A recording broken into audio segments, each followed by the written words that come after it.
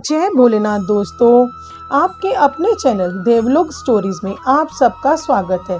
शिव महापुराण पाठ 11-12 में आपने शिव महापुराण की रुद्र संहिता का अध्याय 1 से 6 सुना है। आज पाठ 13 में आपको आगे के अध्याय सुनाए जाएंगे।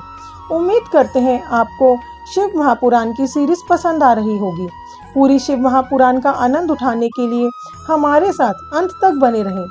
भोलेनाथ आप सबकी सभी मनोकामनाएं पूरी करें। श्री पुराण पुरुषोत्तमाय नमः। श्री गणेशाय नमः। श्री शिव महापुराण रुद्र संहिता अध्याय 7। भगवान विष्णु की नाभि से कमल का प्रादुर्भाव, शिवेच्छावश ब्रह्मा जी का उससे प्रकट होना, कमल नाल के उद्गम का पता लगाने में असमर्थ ब्रह्मा का तप करना, श्री हरि का उन्हें दर्शन देना, विवादग्रस्त ब्रह्मा विष्णु के बीच में अग्नि स्तंभ का प्रकट होना तथा उसके और छोर का पता न पाकर उन दोनों का उसे प्रणाम करना। ब्रह्मा जी कहते हैं, देवर्षे जब नारायण देव जल में शयन करने लगे उस समय उनकी नाभि से भगवान शंकर के इच्छावश सहसा एक उत्तम कमल प्रकट हुआ जो बहुत बड़ा था। उसमें असंख्य नाल दंड थे। उसकी कांति कनेर के फूल के समान पीले रंग की थी तथा उसकी लंबाई और ऊंचाई भी अनंत योजन थी। वह कमल करोड़ों सूर्यों के समान प्रकाशित हो रहा था। सुंदर होने के साथ ही संपूर्ण तत्वों से युक्त था और अत्यंत अद्भुत, परम रमणीय, दर्शन के योग्य तथा सबसे उत्तम था। तत्पश्चात कल्याणकारी परमेश्वर सांब सदाशिव ने पूर्ववत प्रतन करके मुझे अपने दाहिने अंग से उत्पन्न किया। मुने उन परमेश्वर ने मुझे तुरंत ही अपनी माया से मोहित करके नारायण देव के नाभि कमल में डाल दिया और लीला पूर्वक मुझे वहां से प्रकट किया। इस प्रकार उस कमल के पुत्र के रूप में मुझ हिरण्यगर्भ का जन्म हुआ। मेरे 4 मुख हुए और शरीर की कांति लाल हुई। मेरे मस्तक त्रिपुंड की रेखा से अंकित थे। तात भगवान शिव की माया से मोहित होने के कारण मेरी ज्ञान शक्ति इतनी दुर्लभ हो रही थी कि मैंने उस कमल के सिवा दूसरे किसी को अपने शरीर का जनक या पिता नहीं जाना। मैं कौन हूँ, कहाँ से आया हूँ, मेरा कार्य क्या है, मैं किसका पुत्र होकर उत्पन्न हुआ हूँ और किसने इस समय मेरा निर्माण किया है। इस प्रकार के संशय में पड़े हुए मेरे मन में यह विचार उत्पन्न हुआ, मैं किस लिए मोह में पड़ा हुआ हूँ। जिसने मुझे उत्पन्न किया है उसका पता लगाना तो बहुत सरल है। इस कमल पुष्प का जो पत्रयुक्त नाल है उसका उद्गम स्थान इस जल के नीचे की ओर है। जिसने मुझे उत्पन्न किया है वह पुरुष भी वही होगा, इसमें संशय नहीं है। ऐसा निश्चय करके मैंने अपने को कमल से नीचे उतारा। मुने मैं उस कमल की एक एक नाल में गया और सैकड़ों वर्षों तक वहां भ्रमण करता रहा, किंतु कहीं भी उस कमल के उद्गम का उत्तम स्थान मुझे नहीं मिला। तब पुनः संशय में पड़कर मैंने उस कमल पुष्प पर जाने को उत्सुक हुआ और नाल के मार्ग से उस कमल पर चढ़ने लगा। इस तरह बहुत ऊपर जाने पर भी मैं उस कमल के कोश को न पा सका। उस दशा में मैं और भी मोहित हो उठा। मुने उस समय भगवान शिव की इच्छा से परम मंगलमयी उत्तम आकाशवाणी प्रकट हुई जो मेरे मोह का विध्वंस करने वाली थी। उस वाणी ने कहा, तपस्या करो। उस आकाशवाणी को सुनकर मैंने अपने जन्मदाता पिता का दर्शन करने के लिए उस समय पुनः प्रयत्न पूर्वक 12 वर्षों तक घोर तपस्या की। तब मुझ पर अनुग्रह करने के लिए 4 भुजाओं और सुंदर नेत्रों से सुशोभित भगवान विष्णु वहां सहसा प्रकट हो गए। उन परम पुरुष ने अपने हाथों में शंख, चक्र, गदा और पद्म धारण किए हुए थे। उनके सारे अंग सजल जलधर के समान श्याम कांति से सुशोभित थे। उन परम प्रभु ने सुंदर पीतांबर पहन रखा था। उनके मस्तक आदि अंगों में मुकुट आदि महामूल्यवान आभूषण शोभा पाते थे। उनका मुखारविंद प्रसन्नता से खिला हुआ था। मैं उनकी छवि पर मोहित हो रहा था। वे मुझे करोड़ों कामदेवों के समान मनोहर दिखाई दिए। उनका वह अत्यंत सुंदर रूप देखकर मुझे बड़ा आश्चर्य हुआ। वे सांवली और सुनहरी आभा से उद्भासित हो रहे थे। उस समय उन सत्स्वरूप सर्वात्मा 4 भुजा धारण करने वाले महाबाहु नारायण देव को वहां उस रूप में अपने साथ देखकर मुझे बड़ा हर्ष हुआ। तदंतर उन नारायण देव के साथ मेरी बातचीत आरंभ हुई। भगवान शिव की लीला से वहाँ हम दोनों में कुछ विवाद छिड़ गया। उसी समय हम लोगों के बीच में एक महान अग्निस्तंभ प्रकट हुआ। मैंने और श्री विष्णु ने क्रमशः ऊपर और नीचे जाकर उसके आदि अंत का पता लगाने के लिए बड़ा प्रयत्न किया, परंतु हमें कहीं भी उसका ओर छोर नहीं मिला। मैं थककर ऊपर से नीचे लौट आया और भगवान विष्णु भी उसी तरह नीचे से ऊपर आकर मुझसे मिले। हम दोनों शिव की माया से मोहित थे। श्री हरि ने मेरे साथ आगे पीछे और अगल बगल से परमेश्वर शिव को प्रणाम किया। फिर वे सोचने लगे, यह क्या वस्तु है? इसके स्वरूप का निर्देश नहीं किया जा सकता, क्योंकि ना तो इसका कोई नाम है, ना कर्म ही है। लिंग रहित तत्व की यहाँ लिंग भाव को प्राप्त हो गया है। ध्यान मार्ग में भी इसके स्वरूप का कुछ पता नहीं चलता। इसके बाद मैं और श्री हरि दोनों ने अपने चित्त को स्वस्थ करके उस अग्नि स्तंभ को प्रणाम करना आरंभ किया। हम दोनों बोले, महाप्रभु, हम आपके स्वरूप को नहीं जानते। आप जो कोई भी हो क्यों ना हो, आपको हमारा नमस्कार है। महेशान, आप शीघ्र ही हमें अपने यथार्थ रूप का दर्शन कराइए। मुनि श्रेष्ठ, इस प्रकार अहंकार से आविष्ट हुए हम दोनों ही वहाँ नमस्कार करने लगे। ऐसा करते हुए हमारे 100 वर्ष बीत गए। अध्याय 8। ब्रह्मा और विष्णु को भगवान शिव के शब्द में शरीर का दर्शन। ब्रह्मा जी कहते हैं, मुनि श्रेष्ठ नारद, इस प्रकार हम दोनों देवता गर्व रहित हो निरंतर प्रणाम करते रहे।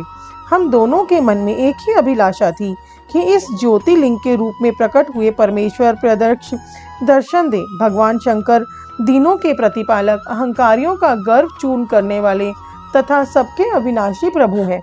वे हम दोनों पर दयालु हो गए। उस समय वहाँ उन सुरश्रेष्ठ से ओम ओम ऐसा शब्द रूप नाद प्रकट हुआ, जो स्पष्ट रूप से सुनाई देता था। वह नाद लतुक स्वर से अभिव्यक्त हुआ था। जोर से प्रकट होने वाले उस शब्द के विषय में यह क्या है, ऐसा सोचते हुए समस्त देवताओं के आराध्य भगवान विष्णु मेरे साथ संतुष्ट चित्त से खड़े रहे। वे सर्वथा वैर भाव से रहित थे। उन्होंने लिंग के दक्षिण भाग में सनातन आदि वर्ण आकार का दर्शन किया, उत्तर भाग में उकार का, मध्य भाग में मकार का और अंत में ओम इस नाद का साक्षात दर्शन एवं अनुभव किया। दक्षिण भाग में प्रकट हुए आदि वर्ण आकार को सूर्यमंडल के समान तेजोमय देखकर जब उन्होंने उत्तर भाग में दृष्टिपात किया, तब वहां उकार वर्ण अग्नि के समान दीप्तिशाली दिखाई दिया। मुनिश्रेष्ठ, इसी तरह उन्होंने मध्य भाग में मकार को चंद्रमंडल के समान उज्ज्वल कांति से प्रकाशमान देखा। तदंतर जब उसके ऊपर दृष्टि डाली, तब शुद्ध स्फटिक मणि के समान निर्मल प्रभा से युक्त, तुरीयातीत, अमल निष्कल, निरूप द्रव, निद्वंद, आदित्य, शून्यमय, ब्रह्म और आभ्यंतर के भेद से रहित, भ्रमांतर भेद से युक्त, जगत के भीतर और बाहर स्वयं ही स्थित, आदि, मध्य और अंत से रहित, आनंद के आदि कारण तथा सबके परम आश्रय, सत्य, आनंद एवं अमृत स्वरूप पर ब्रह्मा का साक्षात किया। उस समय श्री हरि यह सोचने लगे कि यह अग्निस्तंभ यहाँ कहाँ से प्रकट हुआ है। हम दोनों फिर भी इसकी परीक्षा करें। मैं इस अनुपम अनलंब स्तंभ के नीचे जाऊंगा। ऐसा विचार करते हुए श्री हरि ने वेद और शब्द दोनों के आवेश से युक्त विश्वात्मा शिव का चिंतन किया। तब वहाँ एक ऋषि प्रकट हुए, जो ऋषि समूह के परम पसार रूप माने जाते हैं। उन्हीं ऋषि के द्वारा परमेश्वर श्री विष्णु ने जाना कि इस सभ्य भ्रमय शरीर वाले परम लिंग के रूप में साक्षात परब्रह्म स्वरूप महादेव जी का ही यहाँ प्रकट हुए हैं। ये चिंता रहित रुद्र है। जहाँ जाकर मन सहित वाणी उसे प्राप्त किए बिना ही लौट आती है, उस पर ब्रह्मा परमात्मा शिव का वाचक एकाक्षर ही है। इसके वाच्यार्थ रूप है वह परम कारण, ऋतु, सत्य, आनंद एवं अमृत स्वरूप परात्पर पर ब्रह्मा एकाक्षर का वाच्य है। प्रवण के एक अक्षर आकार से जगत के बीजभूत अंड जन्मा भगवान ब्रह्मा का बोध होता है। उसके दूसरे एक अक्षर उकार से परम कारण रूप श्री हरि का बोध होता है और तीसरे एक अक्षर मकार से भगवान नील लोहित शिव का ज्ञान होता है।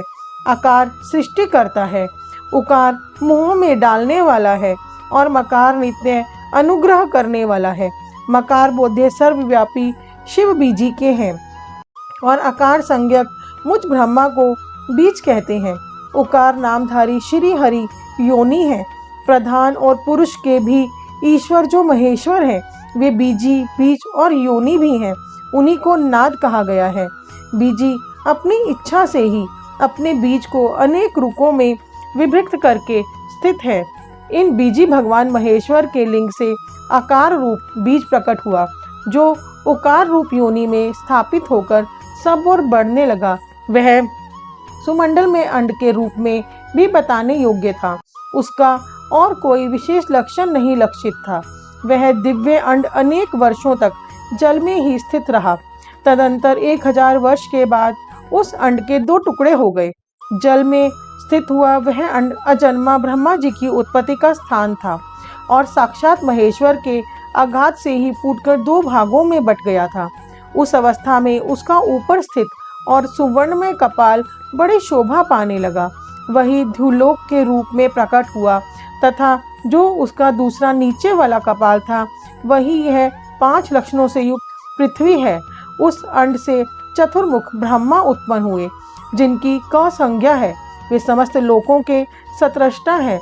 इस प्रकार वे भगवान महेश्वर ही अ, उ और म इन त्रिविध रूपों में वर्णित हुए हैं।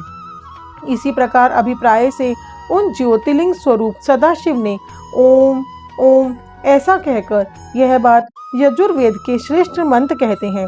यजुर्वेद के श्रेष्ठ मंत्रों का यह कथन सुनकर ऋचाओं और साम मंत्रों ने भी हमसे आदर पूर्वक कहा, हे अरे, हे ब्राह्मण, यह बात ऐसी ही है।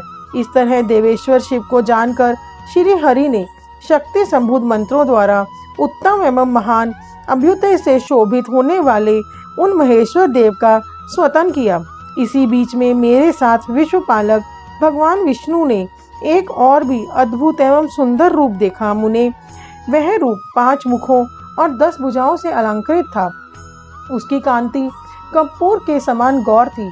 वह नाना प्रकार की छटाओं से छविमान और भांति भांति के आभूषणों से विभूषित था।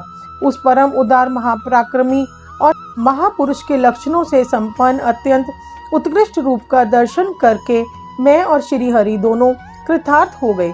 तत्पश्चात परमेश्वर भगवान महेश प्रसन्न हो अपने दिव्य शब्दमय रूप को प्रकट करके हंसते हुए खड़े हो गए। आकार उनका मस्तक और आकार ललाट है। इकार दाहिना और ईकार बाया नेत्र है। उकार को उनका दाहिना और ऊकार को बाया कान बताया जाता है। ऋकार उन परमेश्वर का दाया कपोल है और ऋकार बाया। र और लड़ से उनकी नासिका के दोनों छिद्र हैं। एकार उन सर्वव्यापी प्रभु का ऊपरी ओष्ठ है और एकार अधर। ओकार तथा औकार से ये दोनों क्रमशः उनकी ऊपर और नीचे की 2 दंत पंक्तियां हैं। और इन देवाधिदेव शूलधारी शिव के दोनों तालु हैं। क आदि 5 अक्षर उनके दाहिने 5 हाथ हैं और च आदि 5 अक्षर बाएं 5 हाथ। त आदि और त आदि 5 अक्षर उनके पैर हैं। पकार पेट है। फकार को दाहिना पार्श्व बताया जाता है और बकार को बायां पार्श्व। भकार को कंधा कहते हैं। मकार उन योनि महादेव शंभु का हृदय है। य से लेकर स तक 7 अक्षर सर्वव्यापी शिव के शब्दमय शरीर की 7 धातुएं हैं। हकार उनकी नाभि है और क्षकार को मेढ्र कहा गया है। इस प्रकार निर्गुण एवं गुण स्वरूप परमात्मा के शब्दमय रूप को भगवती उमा के साथ देखकर मैं और श्री हरि दोनों कृतार्थ हो गए। इस तरह शब्द ब्रह्ममय शरीरधारी महेश्वर शिव का दर्शन पाकर मेरे साथ श्री हरि ने उन्हें प्रणाम किया और पुनः ऊपर की ओर देखा। उस समय उन्हें 5 कलाओं से युक्त ओमकार जनित मंत्र का साक्षात्कार हुआ। तत्पश्चात महादेव जी का ओम तत्वमसि यह महावाक्य दृष्टिगोचर हुआ, जो परम उत्तम मंत्र रूप है तथा शुद्ध स्फटिक के समान निर्मल है। फिर संपूर्ण धर्म और अर्थ का साधक तथा बुद्धि स्वरूप गायत्री नामक दूसरा महान मंत्र लक्षित हुआ। जिसमें 24 अक्षर हैं तथा जो चारों पुरुषार्थी रूपी फल देने वाला है। तत्पश्चात मृत्युंजय मंत्र, फिर पंचाक्षर मंत्र तथा दक्षिणामूर्ति संज्ञक चिंतामणि मंत्र का साक्षात्कार हुआ। इस प्रकार 5 मंत्रों की उपलब्धि करके भगवान श्री हरि उनका जप करने लगे। तदंतर ऋक, यजु और साम, ये जिनके रूप हैं, जो ईशों के मुकुटमणि ईशान हैं, जो पुरातन पुरुष हैं, जिनका हृदय अघोर अर्थात सौम्य है, जो हृदय को प्रिय लगने वाले सर्वगुहा सदा शिव हैं, जिनके चरण वाम परम सुंदर हैं, जो महान देवता हैं और महान सर्पराज को आभूषण के रूप में धारण करते हैं, जिनके सभी ओर पैर और सभी ओर नेत्र हैं, जो मुझ ब्रह्मा के भी अधिपति, कल्याणकारी तथा सृष्टि पालन एवं संहार करने वाले हैं, उन वरदायक सांब शिव का मेरे साथ भगवान विष्णु ने प्रिय वचनों द्वारा संतुष्ट चित्त से स्तवन किया। अध्याय 9। उमा सहित भगवान शिव का प्रकटे उनके द्वारा अपने स्वरूप का विवेचन तथा ब्रह्मा आदि 3 देवताओं की एकता का प्रतिपादन। ब्रह्मा जी कहते हैं, नारद, भगवान विष्णु के द्वारा की हुई अपनी स्तुति सुनकर करुणा निधि महेश्वर बड़े प्रसन्न हुए और उमा देवी के साथ सहसा वहां प्रकट हो गए। उस समय उनके 5 मुख और प्रत्येक मुख में 3-3 नेत्र शोभा पाते हैं। भाल देश में चंद्रमा का मुकुट सुशोभित था। सिर पर जटा धारण किए गौर वर्ण विशाल नेत्र शिव ने अपने संपूर्ण अंगों में विभूति लगा रखी थी। उनके 10 भुजाएं थी, कंठ में नील चिन्ह था। उनके श्री अंग समस्त आभूषणों से विभूषित थे। उन सर्वांग सुंदर शिव के मस्तक भस्ममय त्रिपुंड से अंकित थे। ऐसे विशेषज्ञों से युक्त परमेश्वर महादेव जी को भगवती उमा के साथ उपस्थित देख मैंने और भगवान विष्णु ने पुनः प्रिय वचनों द्वारा उनकी स्तुति की। तब पापहारी करुणा कर भगवान महेश्वर ने प्रसन्नचित होकर उन श्री विष्णु देव को श्वास रूप से वेद का उपदेश दिया। मुने उनके बाद शिव ने परमात्मा श्री हरि को गुह्य ज्ञान प्रदान किया। फिर उन परमात्मा ने कृपा करके मुझे भी वह ज्ञान दिया। वेद का ज्ञान प्राप्त करके कृतार्थ हुए भगवान विष्णु ने मेरे साथ हाथ जोड़कर महेश्वर को नमस्कार करके पुनः उनसे पूजन की विधि बताने तथा सदुपदेश देने के लिए प्रार्थना की। ब्रह्मा जी कहते हैं, मुने, श्री हरि की यह बात सुनकर अत्यंत प्रसन्न हुए कृपानिधान भगवान शिव ने प्रीतिपूर्वक यह बात कही। सुरश्रेष्ठगण, मैं तुम दोनों की भक्ति से निश्चय ही बहुत प्रसन्न हूँ। तुम लोग मुझ महादेव की ओर देखो। इस समय तुम्हें मेरा स्वरूप जैसा दिखाई देता है वैसा ही रूप का प्रतन पूर्वक पूजन चिंतन करना चाहिए। तुम दोनों महाबली हो और मेरी स्वरूप भूता प्रकृति से प्रकट हुए हो। तुम सर्वेश्वर के दाएं बाएं अंगों से तुम्हारा आविर्भाव हुआ है। ये लोक पितामह ब्रह्मा मेरे दाहिने पार्श्व से उत्पन्न हुए हैं और तुम विष्णु मुझ परमात्मा के वाम पार्श्व से प्रकट हुए हो। मैं तुम दोनों पर भली भांति प्रसन्न हूँ और तुम्हें मनोवांछित फल देता हूँ। मेरी आज्ञा से तुम दोनों की मुझ में सदृढ़ भक्ति हो। ब्राह्मण, तुम मेरी आज्ञा का पालन करते हुए जगत की सृष्टि करो और वत्स विष्णु, तुम इस चराचर जगत का पालन करते रहो। हम दोनों से ऐसा कहकर भगवान शंकर ने हमें पूजा की उत्तम विधि प्रदान की, जिसके अनुसार पूजित होने पर वे पूजक को अनेक प्रकार के फल देते हैं।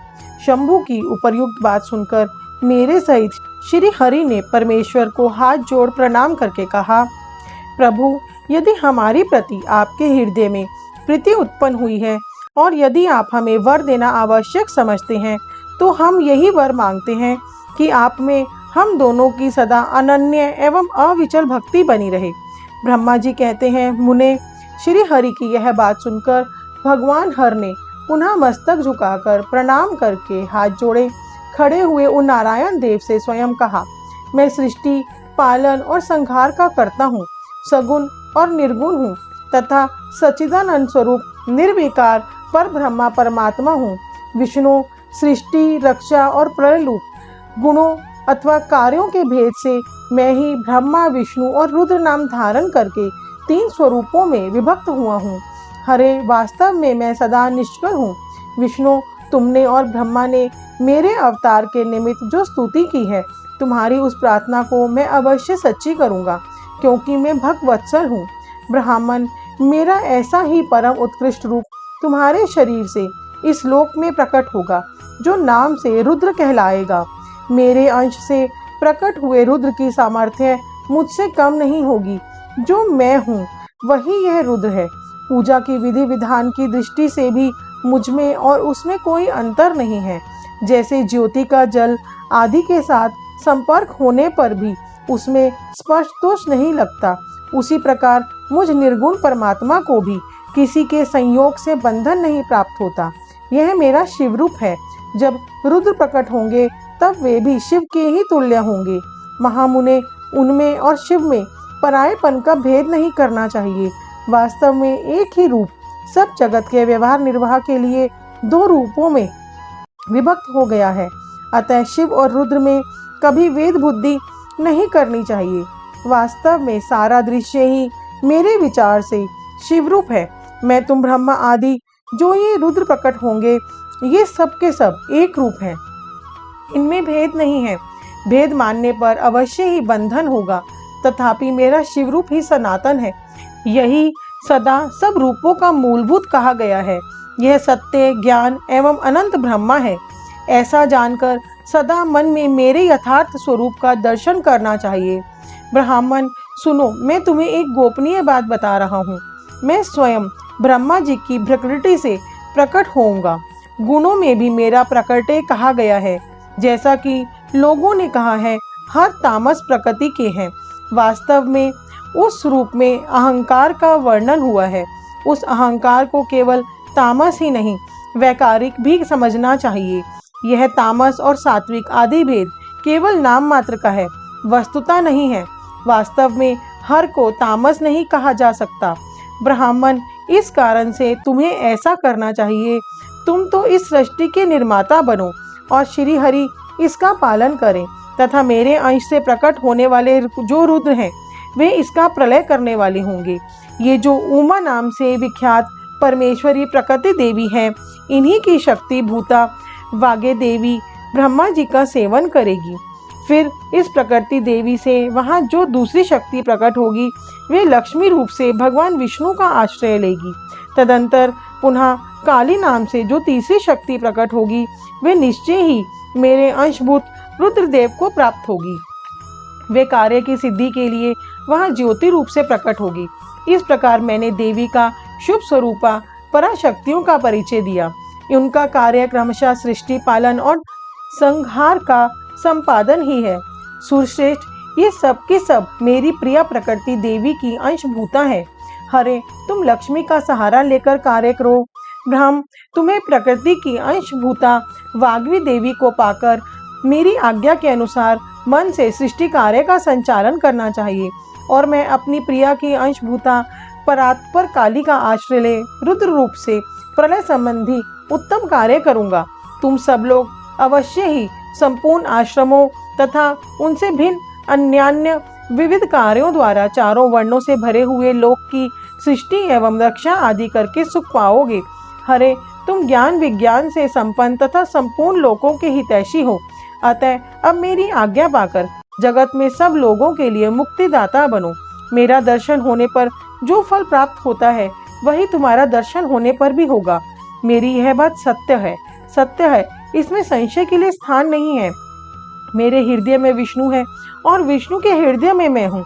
जो इन दोनों में अंतर नहीं समझता, वही मुझे विशेष प्रिय है। श्री हरि मेरे बाएं अंग से प्रकट हुए हैं, ब्रह्मा का दाहिने से अंग से प्रकटे हुआ है, और महाप्रलयकारी विश्वात्मा रुद्र मेरे हृदय से प्रादुर्भूत होंगे। विष्णु, मैं ही सृष्टि पालन और संहार करने वाले रज आदि त्रिविध गुणों द्वारा ब्रह्मा, विष्णु और रुद्र नाम से प्रसिद्ध हो तीन रूपों में पृथक पृथक प्रकट होता हूँ। साक्षात शिव गुणों से भिन्न है। वे प्रकृति और पुरुष से भी परे हैं। अद्वितीय, नित्य, अनंत, पूर्ण एवं निरंजन पर ब्रह्मा परमात्मा है। तीनों लोकों का पालन करने वाले श्री हरि भीतर तमोगुण और बाहर सत्व गुण धारण करते हैं। त्रिलोकी का संहार करने वाले रुद्रदेव भीतर सत्वगुण और बाहर तमोगुण धारण करते हैं, तथा त्रिभुवन की सृष्टि करने वाले ब्रह्मा जी बाहर और भीतर से भी रजोगुणी ही हैं। इस प्रकार ब्रह्मा, विष्णु तथा रुद्र इन तीनों देवताओं में गुण हैं, परंतु शिव गुणातीत माने गए हैं। विष्णु, तुम मेरी आज्ञा से इन सृष्टिकर्ता पितामह का प्रसन्नता पूर्वक पालन करो। ऐसा करने से तीनों लोकों में पूजनीय होगे। अध्याय 10।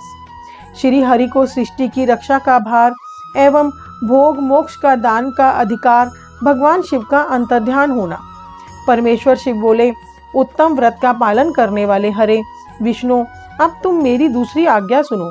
उसका पालन करने से तुम सबदा समस्त लोकों में माननीय और पूजनीय बने रहोगे। ब्रह्मा जी के द्वारा रचे गए लोक में जब कोई दुख या संकट उत्पन्न हो तब तुम उन संपूर्ण दुखों का नाश करने के लिए सदा तत्पर रहना। तुम्हारे संपूर्ण दुस्सह कार्यों से मैं तुम्हारी सहायता करूंगा। तुम्हारे जो दुर्जय और अत्यंत उत्कट शत्रु होंगे उन सबको मैं मार गिराऊंगा। हरे, तुम नाना प्रकार के अवतार धारण करके लोक में अपनी उत्तम कीर्ति का विस्तार करो और सबके उद्धार के लिए तत्पर हो। तुम रुद्र के ध्येय हो और रुद्र तुम्हारे ध्येय हैं। तुम में और रुद्र में कुछ भी अंतर नहीं है।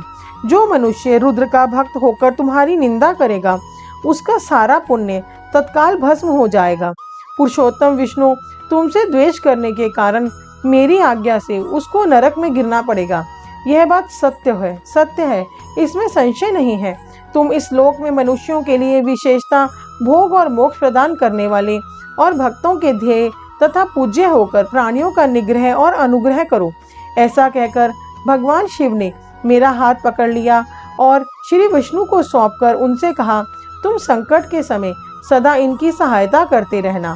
सबके अध्यक्ष होकर सभी को भोग और मोक्ष प्रदान करना तथा सर्वदा समस्त कामनाओं का साधक एवं सर्वश्रेष्ठ बने रहना। जो तुम्हारी शरण में आ गया है वह निश्चय ही मेरी शरण में आ गया। जो मुझ में और तुम में अंतर समझता है वह अवश्य नरक में गिरता है। ब्रह्मा जी कहते हैं, देवेश, भगवान शिव का यह वचन सुनकर मेरे साथ भगवान विष्णु ने सबको वश में करने वाले विश्वनाथ को प्रणाम करके मंद स्वर में कहा, कर्णा सिंधु जगन्नाथ शंकर, मेरी यह बात सुनिए। मैं आपकी आज्ञा के अधीन रहकर यह सब कुछ करूँगा। स्वामीन, जो मेरा भक्त होकर आपकी निंदा करे उसे आप निश्चय ही नरकवास प्रदान करें। नाथ, जो आपका भक्त है वह मुझे अत्यंत प्रिय है। जो ऐसा जानता है कि उसके लिए मोक्ष दुर्लभ नहीं है। श्री हरि का यह कथन सुनकर दुखहारी हर ने उनकी बातों का अनुमोदन किया और नाना प्रकार के धर्मों का उपदेश देकर हम दोनों की हित की इच्छा से हमें अनेक प्रकार के वर दिए। इसके बाद भक्त वत्सल भगवान शंभु कृपा पूर्वक हमारी ओर देखकर हम दोनों के देखते देखते सहसा वहीं अंतर्ध्यान हो गए। तभी से इस लोक में लिंग पूजा का विधान चालू हुआ है। लिंग में प्रतिष्ठित भगवान शिव भोग और मोक्ष देने वाले हैं। शिवलिंग की जो वेदी या अर्घ्य है वह महादेवी का स्वरूप है और लिंग साक्षात महेश्वर है। लय का अधिष्ठान होने के कारण भगवान शिव को लिंग कहा गया है, क्योंकि उन्हीं में निखिल जगत का लय होता है। महामुने, जो शिवलिंग के समीप कोई कार्य करता है उसके पुण्य फल का वर्णन करने की शक्ति मुझ में नहीं है। दोस्तों, शिव महापुराण के पाठ 13 में आपने शिव महापुराण की रुद्र संहिता का अध्याय 7 से 10 सुना है। नेक्स्ट पार्ट में हम आपको आगे के अध्याय सुनाएंगे। पूरी शिव महापुराण सुनने के लिए हमारे चैनल को सब्सक्राइब कीजिए। कमेंट बॉक्स में जय भोलेनाथ लिखना ना भूलें। हमें इतना प्यार और सहयोग देने के लिए आप सबका बहुत बहुत धन्यवाद।